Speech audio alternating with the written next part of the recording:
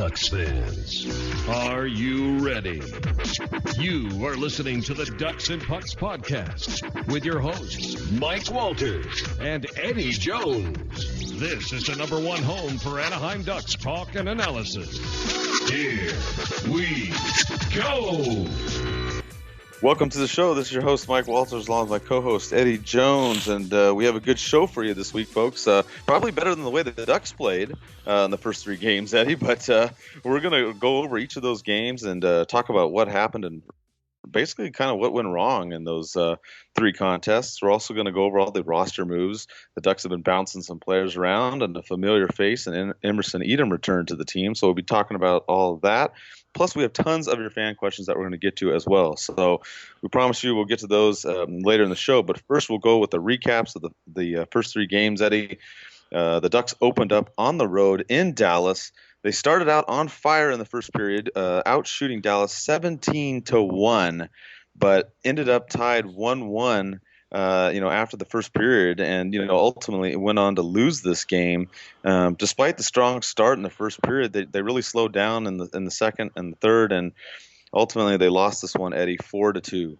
Yeah, and really, I mean, they should have been up by more. They really couldn't finish in the first period, and were actually only tied because of a shorthanded goal, even though they outshot Dallas, immensely in that first period. And I think the theme of this game was just goals in front of the net, just guys left open, and we'll talk about that a little bit later and how that could be to us not having Hampus Lindholm right now. But look at the first goal with Stephen Johns, he's left wide open. You see it with Adam Cracknell later on, Antoine Roussel as well.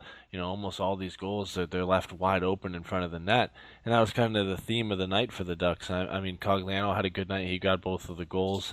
He finally scores on a breakaway shorthanded. So I mean, good for him and a good start for him. But just a poor game overall. I think they could have got a lot more out of it. They just didn't really have any finish tonight. Yeah, I agree. I mean, it was kind of disappointing seeing the defensive breakdowns in front of Gibson. 3 of these 4 goals were scored right around the crease. And that didn't help the matters with Gibson's play as well. He wasn't super sharp in this game.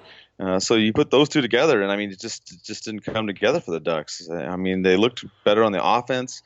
They dominated in the faceoff circle. They won 64%. One thing that they'll probably go back and look at this game as a killer was the power plays. They were 0 for 5 in power plays in this game. They had 3 right off the bat. Early in this game, including a double minor against Jordy Ben, and they couldn't get it done. So, a lot of missed opportunities in the first period, especially with all those power plays. And I think that ultimately did it in, Eddie. It was a combination of not clearing out the around the net and not being able to cash in with those extra man opportunities. Yeah, and when you play a team like Dallas, too, they're going to give you chances. This is a team who plays almost 100% offense, and they leave a lot of things open. They had 8 giveaways in the game.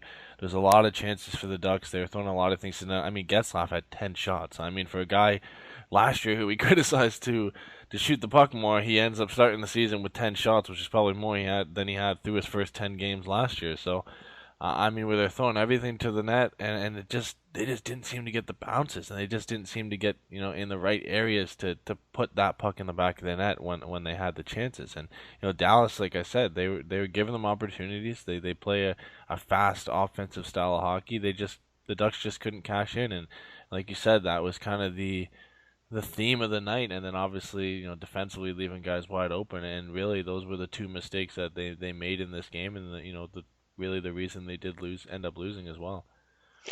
One other thing to note too in this game, Eddie, is Simone Despres didn't finish this game. He was missing in the third period there, and the word was that he had an upper body injury. They wouldn't say specifically, but there's hints out there amongst everybody that's talking that there may be some concussion type symptoms that is occurring from. Nothing really official from the team, other than they said he didn't really take a hard hit or anything like that. But we'll talk about the other 2 games coming up. But this is an interesting situation. He's out now. The Ducks, obviously still haven't signed Lindholm, and we'll go into this later, but this is going to factor in and kind of be important in terms of cap issues, which we'll go into more detail, Eddie. Yeah, for sure. we see in the other games, Holzer comes up for one game, Stoner comes up for the other game, and they're kind of trying to see who could stick in that spot. Obviously, we still have Theodore who could come up.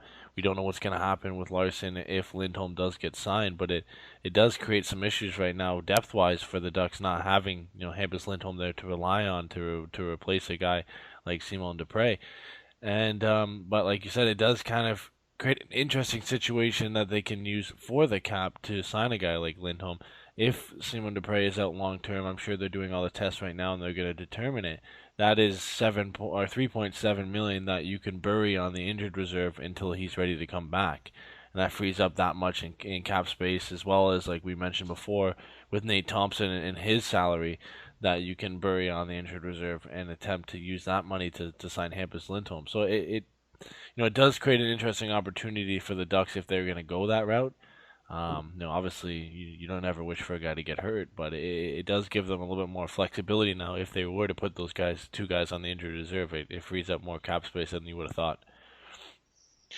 Yeah, and then that's something that we're going to get into more depth to, including, we're going to talk about offer sheets as well, because that's something that's come up, and I know some of the fans have been concerned about it, and we have some fan questions about that. So we'll get it, up to that. But as far as Despres going out, this injury then obviously, of course, did some line juggling in the next two games.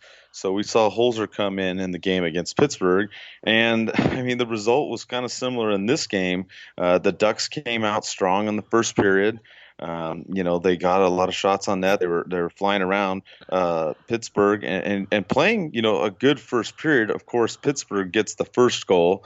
The Ducks do answer back in a couple of minutes. Cam Fowler gets his first goal of the season, and it looked like the Ducks had a chance. They went into the second period. They played a decent second period in the beginning, but Pittsburgh started to take over, built a 3-1 lead. Corey Perry ended up getting a goal back, but that was really it. I mean, the Ducks couldn't come back, from the 3-2 deficit, and in the third period they kind of disappeared, and that was just the way that the game went, and they dropped this one 3-2, Eddie. Yeah, and I hate to say it because we said it so many times to start the beginning of the season last year, but they're just not getting a lot of the bounces either. I mean, they had a lot of good chances. You obviously said Fowler and Perry got the 2 goals to get them back into it each time, but Fleury in his own right had a great game. He was outstanding. But the Ducks they're throwing everything they could to the net and nothing was bouncing to them. And obviously, there's some fault on the goals that they ended up letting in, but it just didn't seem like they were getting enough chances in front of the net, and they were kind of getting desperate at times and throwing a lot of pucks to the net. I mean, all the credit to Jonathan Bernier in this game. He really kept them in it. I mean, he had 42 saves in this game. Yeah. I mean, a great start for him, continuing over from a great preseason. But again, the Ducks just not generating enough chances, or generating enough chances to finish on either. So a close game, a game they could have won, but another one just like in the game in Dallas that they end up getting no points out of. Yeah, they played a lot better, I thought, in this game in terms of the faceoffs. They still did well. They won 58%. They scored on the power play. They out-hit the Penguins in this game, 34-25. The only thing is they got outshot. The shots were really crazy in this game. I can't remember a game where I saw 81 shots. I mean, it's just ridiculous. So again, the defense not preventing Pittsburgh from doing their thing. I mean, without Crosby, you'd think Ducks would have a good chance in this game, but they ended up not. I think one of the worst plays probably was the Kessel goal on the power play. I mean, he basically just walks in all alone, does a quick fake, opens up the 5-hole on Bernier and gets that easy goal there. So there was another goal right in front of the net that unfortunately the Ducks allowed. But it was an entertaining game. It was a fun game to watch, but of course the result wasn't what we wanted. Yeah, and really that's the last guy on that whole team, other than Crosby, that you would want to leave open and let him just walk in on Jonathan Bernier. I mean, he's a former teammate of the guy. He's going to know where to shoot on him, especially on a breakaway. So it's unfortunate for them. And you kind of see the same trend going into the Islanders game. We see that in the overtime goal by Josh Bailey. Another game where the Ducks dominated in the faceoff dot. Struggled on the power play again. PK was good though. They were 4 for 4 in this one, and they've been pretty good throughout the start of the season. But out hit them again. Didn't give up the puck too many times, so they forced some turnovers from the Islanders. But again, couldn't capitalize on their chances. Getzlaf gets the goal late, and we're finally things are turning around. They get to go into overtime, and then Josh Bailey walks in and wins the game, and the Ducks lose again. Yeah, this game was a little different just in the start. I mean, the Ducks didn't play well in the first period at all. I mean, they honestly looked terrible, but then they got stronger in the second period, and then Randy Carlyle changed up the lines completely in the third period. It ended up working. The Ducks got 2 goals. They ended up getting into the overtime. At least got a point, but like you said, they gave it right back. With the Bailey early goal. But I think the play in this game that everybody looks at is the Tavares goal, in which Clutterbuck drives down the lane, breaks his stick trying to make a shot, ends up kicking the puck to Tavares while still holding his broken stick, and Tavares scores, which, the Ducks protested. I mean, as you all are aware, you can't play with a broken stick. And unfortunately, in the rule book, it's not a reviewable play. So since it was called a goal, that's the way it had to stand. And not really defending Clutterbuck on this, but I mean, he didn't use the stick in the play. But, a rule's a rule, Eddie. And it's just unfortunate because the Ducks really could have got 2 points out of this game. Yeah, and it's 2 times that they've got burned so far in the start of the season. We saw against Dallas on the Antoine Roussel goal. That was ultimately the game winner in that game. Cracknell clears out the front of the net. I don't remember who he cross-checked out of in the crease, but he cross-checks one of the Ducks players down, who was nowhere near the puck, and he feeds it over to Roussel, who gets the game-winning goal. And we see that in this one as well, the goal that put them up 2-0. Clutterbuck doesn't play it with the broken stick, but he does sweep at it in the kicking motion, and has his stick close enough to the puck that it's a tough call, but you would expect it to get called with the stick being that close to the puck, and he still holds on to it. You're supposed to drop the puck before you make. You're supposed to drop the broken stick before you make a play. So I mean, it's disappointing. It can't be reviewable. I mean, it like I said, it isn't the game-winning goal in this one, but it does put the Ducks down 2-0. And it's just a tough one to swallow. Both of those goals, such big goals in these 2 games, and for them to kind of go against the Ducks, it's tough to swallow. Yeah, I mean, it was happy, to see them get, 1 point, but definitely when you could have got 2, especially with that, iffy call. I did like the fact that the Ducks responded right after that. Cam Fowler blasted one and got his second goal, and now he leads the team with Cogliano, each with 2 goals each. So, I don't know if he's up in his trade value. I mean, he's been playing, pretty well, and I know people are like, oh, well, the Ducks aren't doing well, but he keeps doing well. So. I'm happy that he is, playing well and scoring, and whether or not he gets traded is yet to be seen. But we're going to get into all that with the fan questions. But an interesting week after these 3 games. Obviously the Ducks lose the first 3 games; they only get 1 point. Not a total surprise, really, Eddie. I mean, I think the Ducks have played better in these first 3 games than they did in the first 3 of last year. But we did think that the offense was going to kind of be an issue. We've seen it so far that they scored 2 goals in each of these games, which hasn't been terrible. But I think the defense has been a little bit more of an issue here, not clearing out the puck in front. Each of these games, a majority of these goals have been scored, around the net or in front of the net, and not too many point shots have been getting through. So that's something that the Ducks are going to have to tighten up. And with that, some of the moves that happened this last week were kind of interesting. The Ducks ended up reclaiming Emerson Etem off waivers from Vancouver. They ended up picking him up for just under $800,000, which is basically nothing practically in the NHL. So he rejoined the Ducks. He didn't play in any of these 3 games. He had issues getting his equipment from Vancouver to Pittsburgh, which had finally got there, but he ended up not playing. We could see him play on this road trip, though, especially against New Jersey and Philadelphia, as we just learned that Mason Raymond was sent down to waivers, so we'll see what happens with that. Also, Cramarossa was sent down, too, in order to make room for Etem and Rakell. As you all are aware, Rakell re-signed a deal, so the Ducks are looking for him to come back. So some movement on the forward side, nothing on the defense, Eddie, but I think Emerson should give the Ducks a little bit of help maybe on the offense. I mean, obviously he's more of a bottom 6 guy, and then hopefully when Rakell comes in the next week or so. I do think he's an upgrade, though.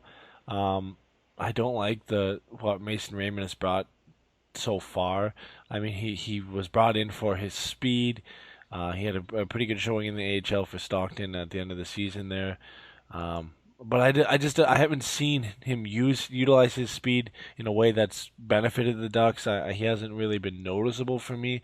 I believe he is on that two-way deal, so it isn't surprising to see Yes. him get sent down.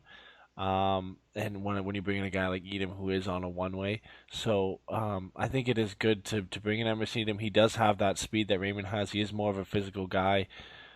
He is inconsistent, and that was one of the reasons the Ducks did get rid of him. But he still is only 24. He's shown at times he can be brilliant. He can put the puck in the back of the net. And from the comments I've seen from him so far, he's a different guy off ice than he was when he left Anaheim. He's a father now. He's married. He has a kid. So I mean, not that changes a lot, but I mean he's a different guy, and hopefully he's going to get some confidence with the Ducks picking him back up, and he's going to get some playing time right off the bat. So hopefully he can gel with whoever he plays with and get going early and hopefully help the Ducks. And then obviously finally getting one of the guys signed and getting Rakell signed. And honestly, I love this deal. It's a hugely team friendly in my opinion. 3.8 for 6 years. I mean, Rakell's going to be 28, 29 by the time this deal's done.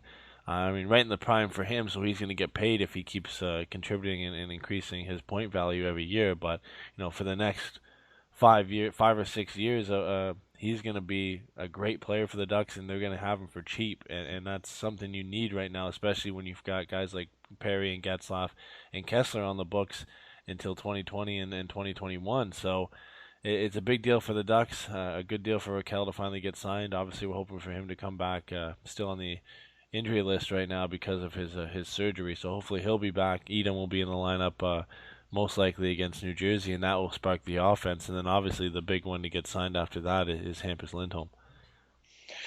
Yeah, I agree. I mean, finally, one of the two gets done, and the deal came in pretty much what a lot of people were talking about.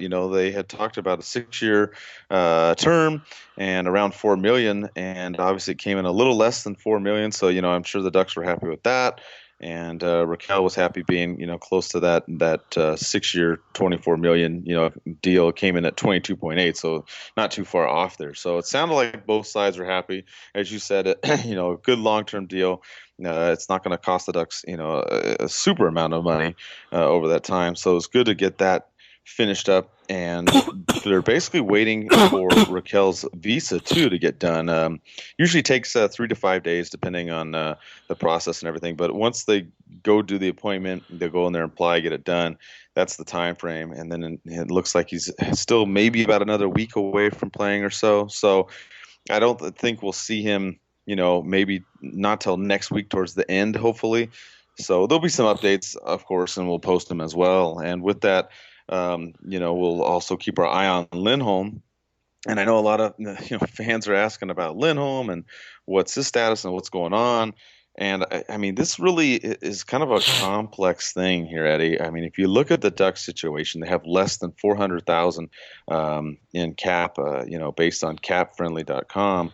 And the Ducks are going to have to do some stuff. I mean, this is just really difficult. Like you mentioned earlier, they can put Thompson, and unfortunately, if they have to for Despres, they'll put him on long-term injury reserve as well. And between the two players, the Ducks would get $5.3 million, so they'd be just under 5.7, which, I mean, that's close around the number that Rakell had been talking about. We had heard between 5 and 7, so it's right in the middle there, but I think it's still a tough squeeze. I still think the Ducks need to do something else. I don't know, Eddie, maybe send Stoner back down and get that almost other million. But even if the Ducks do all those kind of, moves and don't trade anybody, I mean, you're kind of doing a short-term fix, but it's not going to solve the long-term issue of keeping Lindholm on the team. Yeah, and really, a trade just almost seems like it has to happen now. I mean, we've said this countless times throughout the offseason, around the draft. Before, like a couple weeks ago, even we said it has to happen, and now with Rakell signed, and we were wrong about the projected cap space after Rakell was signed, because we didn't take into account, Sorensen's contract and Larson's contract and Raymond's contract and all the other guys who would make the team on the full 23-man roster. And those 5 or 6 guys making around $800,000 each puts it up to about $4 million that we didn't really expect to go against the cap. And now you're sitting there with $365,000 saying, well, how are we going to sign Hampus Lindholm when he wants between $5 and $6 million? And, there is a couple creative ways, like you said, now with the Despres on the injury reserve, if you put him on the LTIR with Thompson, and then you send Stoner down to San Diego and bury that $950K from his salary, you've got around 6.5 to 6.7 million in cap space, so you can get it done. And they can get it done by doing that, but that's only a short-term solution, because when Despres and Thompson are ready to come back, their cap is going to count against the salary again, and you're over, and you can't, obviously you can't be over the cap hit in play. So, they're going to have to get creative, and they're going to have to make some trades. We talked about it last podcast. Maybe you have to trade Fowler or for less than you'd want to trade him for. I mean, obviously he's upping his trade value right now with the start that he's had, but who else do you trade now? We talked about Despres, but if he's hurt, you can't trade him. I don't know how much value there is in Bieksa, and he also has a no-move clause, so that makes it difficult. And Stoner was waived, and I don't know how many teams are really going to be interested in him. So how do you trade anybody but Cam Fowler? And that's what makes it tough. I mean, it almost seems like to get Lindholm signed, you have to trade him. I don't know when it's going to happen or if it's going to happen, but, time's running out, and if you're going to get him signed, something's got to happen. Yeah, I absolutely agree. I mean, in order to get this long-term deal, something has to happen. And what's unfortunate with Fowler is, he's been one of the best Ducks. I mean, it's only been 3 games, I know. And we had one question here from Nolan who asks about, which Ducks players, impressed you so far. And, I mean, Fowler has. I mean, he's scored 2 goals. He's been playing well. I mean, he's been one of the Ducks' best defensive players so far in these 3 games. And I know it's early, but still, I mean, it's just an unfortunate situation because he's done well. And like I said, and not trying to make light of it, but it's almost like he upped his trade value by playing better. But it would be really unfortunate if that's what's going to happen. But, I mean, there's something, because like you said, if Despres can't come back, I mean, then there's no point. No one's going to want to take him. Stoner's already gone down on waivers once. Nobody picked him up. I mean, so like you said, you're kind of locked into that spot with Fowler. I mean, it's really what it comes down to, and I don't know if anybody's going to take him. But if the Ducks don't get that done and somehow get Lindholm done, the other question, Eddie, is what about offer sheets? This is kind of the perfect storm here for the Ducks to, have an offer sheet be thrown their way. I mean, I know GMs don't usually do it a lot. They don't like to, irritate the other GMs and whatnot because, we've talked about this before. If you offer sheet someone's team, then, you're basically asking to get offer sheet back on some other player some other time down the road. But given the situation, it hasn't happened in, these last couple days since Rakell has been re-signed. But what do you think? You think a team might try and do something like that and then really put Murray in a bad spot? Yeah, you don't often see a team in a situation like this where limited cap space and limited options to relieve cap having to sign such a big player, and it puts them at risk for an offer sheet for sure. With Despres getting hurt, there is options for them, like we said. I think if he hadn't have got hurt, they would have been at even more of a risk for an offer sheet, because the only way they could have freed up cap was sending Stoner to San Diego and putting Nate Thompson on the long-term injured reserve. So I think with Despres getting hurt, like we said, you can free up about $6.5 million in cap space. That should be enough to sign Hampus Lindholm. You have to remember too, Lindholm can say no to an offer sheet. If a team submits an offer sheet, he doesn't have to go to that team if the Ducks decide not to match it. There also is compensation as well. The Ducks don't just lose him for nothing. If there was an offer sheet and if it was accepted, the Ducks, depending on how much the money is, would most likely get around a first-round draft pick and a third, or a first, second, and a third, which, I think most teams would be willing to pay for a defenseman of Hampus Lindholm's quality. But I don't think we really have to worry. You rarely ever see it for a reason in the NHL. It doesn't happen often. GMs frown upon it. To be honest, I don't even know why it's in. It is a rule or it is a thing that can happen anymore because we don't see it happen for a reason. But the Ducks do have a scapegoat. Like I said, they can put those guys on a long-term injury reserve. They can send Stoner to San Diego and they can get him signed if they have to match an offer. I don't think any team is going to offer over $6.5 million for Lindholm so that the Ducks can't match it. But if there was, it would definitely make things a lot more interesting and a lot more difficult to deal with. Yeah, and this kind of goes into a bunch of other fan questions and the way that the Ducks have handled this first week. And we had Darren ask about the Ducks losing these games, and he refers to Hampus, and he thinks as signing Hampus, the one thing that the Ducks need to do. And I would say yes. The way that the defense has played in these first three games has not been great. I mean, just to put it bluntly, I mean, you give up 45 shots to Pittsburgh, who doesn't even have Sidney Crosby on their team. Dallas blows you up inside the crease on 3 out of 4 of their goals. And then you've had, 2 of the Islander goals are, actually all of them were right in front of the net. I mean, one was the weird play that was the broken stick, but I mean, you had the other 2 that were right there, especially the overtime winner where they just, Bailey just walks in. So, to me, yeah, I would say this is a huge thing that would turn the Ducks season around. I mean, it's early; it's only 3 games. I mean, we don't need to panic yet because remember last year they were 1-7-2 after 10 games. So right now it's only 3 games. They are scoring goals. It's not like they're not in these games. They've all been pretty close games. But yeah, I mean, bringing Lindholm in is a huge deal, and I think because the way that the defense hasn't been playing consistently, at least in these 3 games, Eddie, is the reason why the Ducks need to get him, back on the team. Yeah, and you can imagine Claude Lemieux is sitting there watching these games, just smiling, knowing that Hampus Lindholm is being missed by the Ducks right now. But no, definitely they miss his presence back there, his ability to break up plays and break up plays in front of the net. That's a big part of his game. That's his bread and butter, and that's what the Ducks have been missing, especially again in that game against Dallas. But we saw it against the Islanders, and we saw it against Pittsburgh as well. I mean, he's one of the best young two-way defensemen in the league. And they're really missing him back there, and it's evident, which is a tough thing for the Ducks, especially when you have to sign a player like this. It doesn't really help contract negotiations when you're clearly missing a 22-year-old on your back end. But that is what has to get done now. The Rakell is done, he's signed long term. And now you gotta hit Hampus done. No matter what it takes, you gotta get him done. Obviously, you don't want to lose a guy like Fowler for nothing. You don't want to have to trade him the way he started, but you gotta weigh your options here. Who's more important to the team, and how are you gonna get it done? And in my view right now, the only way you get this done is you trade Cam Fowler. I before we said Despres, but with his injury, it obviously doesn't look likely. It looks like moving Stoner just wasn't possible.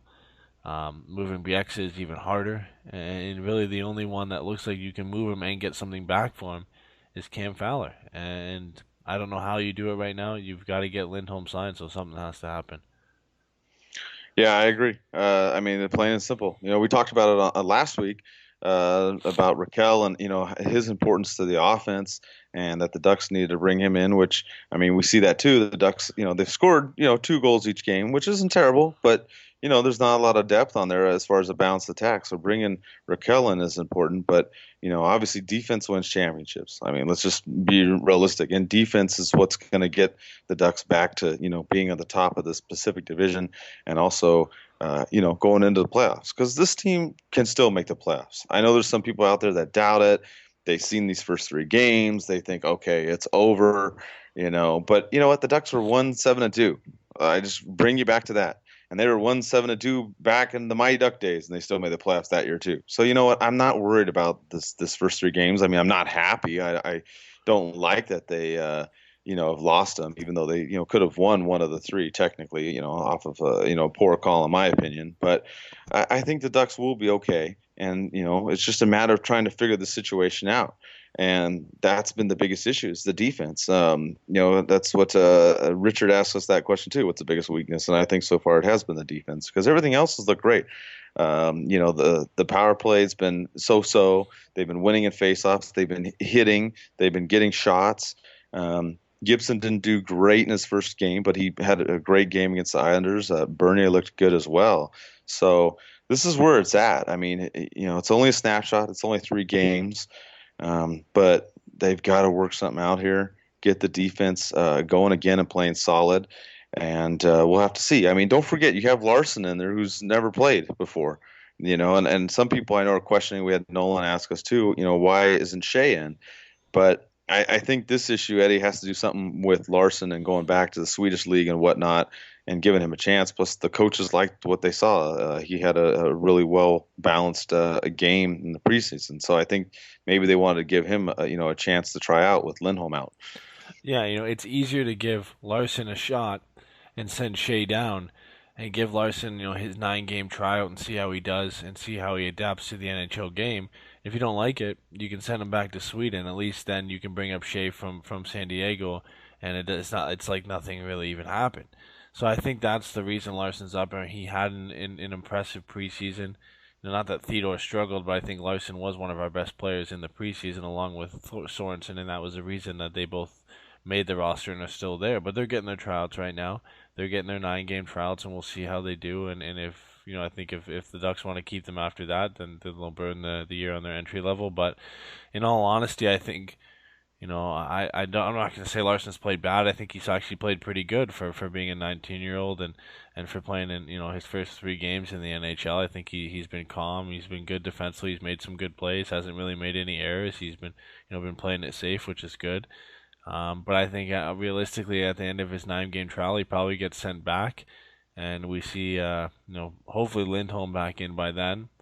We never know. We don't even know if Fowler will be here, and we might even see Shea up because it's easier just to have Shea up than to have Larson up, and he might be back in Sweden. There's a lot of options the Ducks can go here. If they end up somehow being able to keep Lindholm and Fowler, then it will be interesting to see what they do there. But and it all depends again on how long Simon Dupre's out. So there's a lot of moving parts here, a lot of different things that can happen. But to answer the question, I think the reason Larson is in is because he's getting his trout, and it's easier to keep him up than send him back to Sweden and at least give him a couple games. Yeah, and I agree with you 100%. I think that's exactly what they're doing, and it makes sense. I mean, right now with the way things are going, Lindholm still being up in the air, why not? I mean, give him a chance. He did great, and see how he does. So, I don't, like you said, I don't think he's done anything terribly wrong. He hasn't, been outstanding. He hasn't made any great plays or anything, but he's been playing solid. I mean, if you're playing defense and you're not making mistakes, I mean, that's good. Obviously he hasn't scored or anything like that, but I think he's going to be a good player, for the Ducks long term, down the road. So I agree with you there. And I think another issue too is with the Ducks lineup in general. We had another fan ask us about all the lines and the chemistry. Braden here asks us, what do we think, and if anybody needs to go off this lineup? And well, we already saw, Mason Raymond was one I would have said, and he's already got sent down. So we'll find out his fate this week. If he clears waivers. I know a lot of people weren't really, keen on Jared Bull either. I know that's another name that people are saying should be sent down instead, but. That may happen too. I don't know. We'll see. But the way that this lineup's gone has kind of been interesting, Eddie. I mean, they started the season with Getzlaf and Perry together, with Ritchie on the top line, and then we saw the second and third lines kind of switch around a little bit. I mean, you saw the Kessler line with Cogliano and Silfverberg, from last year, back together, and then you saw it broken up a little bit. With Cogliano also playing with Sorensen and Vermette. So we've seen a little bit of that. The fourth line has been Garbett, Bull, and Wagner as well. So that's not really changed. That's kind of been the fourth line throughout these games.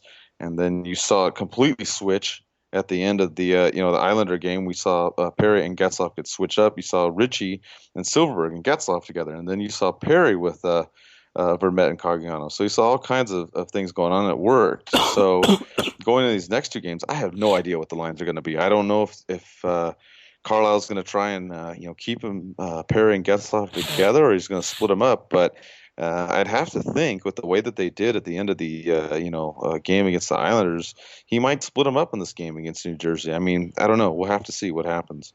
Yeah, I mean, the only thing we can really say for sure is that the four centers are going to be Getzlaf, Kessler, Vermette, and Wagner. I mean, that's safe to say that's the only thing we know for sure is going to happen. We could see them start the way they started the game, and like you said, have Getzlaf and Perry and Ritchie together, and Coggiano, Kessler, Silverberg, and so on from there, or we could see them split it up. I think based on how they played in the third period, I can't speak for Randy and how he sets his lineups, but they looked pretty impressive when they were split up, so we might see that going into this game against New Jersey. I'm sure they'll figure it out and how they can match up best against New Jersey, who is going to be obviously a different team and a different challenge than the New York Islanders. But it'll be interesting to see what they do. Obviously, with Raymond gone and Etem into the lineup, that will change things a little bit. We could see him possibly get a chance to play with one of either Getzlaf or Perry as well. It'll be interesting to see how he does in his second stint with the Ducks as well. So there's a lot of different things going in to this game against New Jersey. A lot of interesting lineups that we could really see. If Getzlaf and Perry together, we might even see Etem play with them. I have been impressed though of Nick Ritchie, how he's handled playing with Getzlaf and Perry. Obviously, he hasn't offensively put up the numbers. He has an assist so far, but physically he's been creating space. He's been hitting everything that moves. So I think he's played good there. So it'll be interesting to see how Randy decides to change up these lines for this game coming up in New Jersey. Yeah, and one thing is in this question we talked about chemistry. I really liked Coggiano, Perry, and Vermette. I thought that they played pretty well. I mean, they didn't really deliver in the third period. I mean, it was Getzlaf getting that goal to tie it up there, and obviously Fowler as well. But I liked how those three played together. So I wonder if maybe Randy keeps them together and then puts Etem either with Getzlaf or Kessler. So that's something to keep your eye on, because that was a line that had played, pretty solid, throughout the third period. Like I had said, they didn't do so well in the 3-on-3 when Cogs and Perry were out there. But I mean, then again, the Ducks, haven't really done well 3-on-3 situations. But this isn't really a surprise as far as these lineups go. I mean, obviously, we thought Rakell and Lindholm would have been re-signed before the season started. But we did talk about this over the summer, Ed, and we did talk about the shakeup, especially with the forward lines and how it was going to be a work in progress. And that's exactly what we've seen. It's been a work in progress. The starting lineup has changed. Each game it's been a little bit different, and then really changed, obviously, mid-game against the Islanders. So I think that's what it's going to be. It's going to be fluid for the next, couple games. As Etem comes back, he's going to be added into the mix. Then you're probably going to see Rakell added into the mix the following week.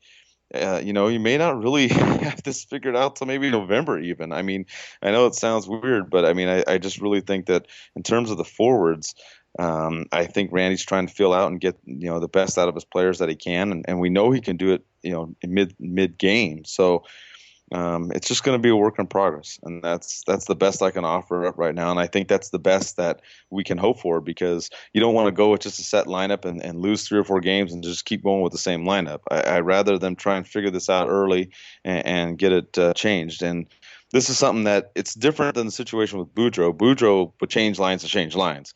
This is Carlyle's has to change lines because the roster has changed.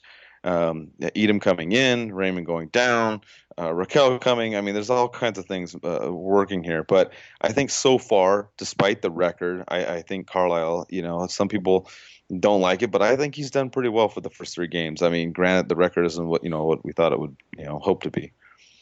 Yeah, no, I think for the most part, barring maybe the first period against the Islanders and maybe a couple times throughout the other games, I think they've played some pretty good hockey. I mean, they made some mistakes in front of the net in the game against Dallas, and they made some mistakes in other games, but they're also not getting a lot of things going their way in bounces and even in some calls. And really, I don't like to be that guy who says, "Oh, they're not getting, they're not getting their way, they're not getting calls from the ref, they're not getting bounces." But it is realistic. I mean, the call against Cracknell where he crossed the guy into the crease, that was disappointing not to get that call. We had the one, the Clutterbuck borderline call where he almost played the puck with a broken stick. That could have gone the Ducks' way as well. And then they've been throwing a lot of pucks to the net. And a lot of the bounces, almost every bounce has gone right either to a defenseman or to the goaltender. And eventually you're going to start getting those bounces and they're going to start going in the back of the net. And I think, losing the games 3-2, 3-2 and 4-2, I think they played some good hockey and I think it's going to turn around for them. I think they just got to generate some chemistry and I think that's going to come with getting guys like Etem back in the lineup and getting Rakell into the lineup and just figuring out, having all those guys at your disposal and figuring out the best lines for you. And I think when they figure that out, they're going to really get going. I think they could still benefit from getting another top six forward, whether that comes from a trade or if it doesn't come at all. I think that's a possibility that the Ducks could have as well. But they've got to find some chemistry here and get rolling. Yeah, I agree, and I think part of that's going to help them is the speed issue. You're going to bring in Etem, who's got more speed. You're going to bring in Rakell, obviously, with his speed. So I think that's going to help the Ducks out as well. I mean, like you said, they've been getting shots, they've been getting chances. It's not like last season when they started out and the offense was just completely anemic, and it just looked like they were never going to score. I mean, you remember they only had 10 goals in the first 10 games last year, so they've already got 6 goals in the first 3 games. They could have easily, won at least 2 of these 3 games. So there is a lot of hope. And, Rakell's coming back, and we hope Lindholm's coming back. So, with that, I think that the next week, the Ducks are going to do better. What's coming up here is they're going to face off against New Jersey, Philadelphia, and Vancouver. And I think in these contests, New Jersey and Philadelphia haven't really gotten off to great starts. Where Vancouver has. Vancouver's won both their games. But I still think the Ducks can do well in these 3 games, Eddie. I think that they can turn it around and possibly win 2 out of 3 in this next week. Well, realistically, they should be beating a team like New Jersey. I think New Jersey is improved. They've done a lot to improve their offense last year. They relied a lot on Adam Henrique and Kyle Palmieri last year. Obviously, bringing in Taylor Hall has been huge for them. Defensively, they are weaker, obviously losing Adam Larson and only really bringing in Ben Lovejoy. So I think there's an opportunity that the Ducks can expose there.